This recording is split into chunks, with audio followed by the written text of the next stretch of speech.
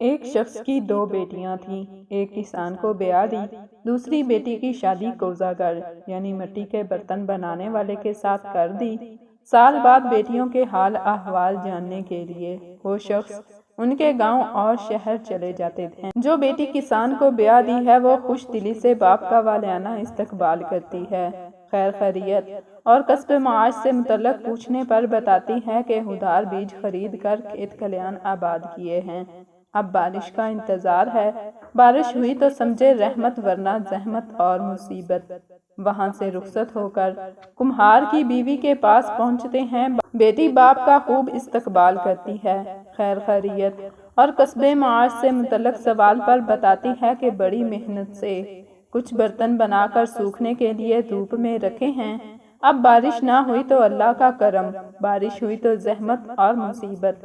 وہ شخص گھر پہنچتا ہے، بیگم دونوں بیٹیوں کا حال پوچھتی ہے۔ وہ جواب دیتے ہیں کہ بارش ہوئی تو الحمدللہ اور اگر بارش نہ ہوئی تو بھی الحمدللہ۔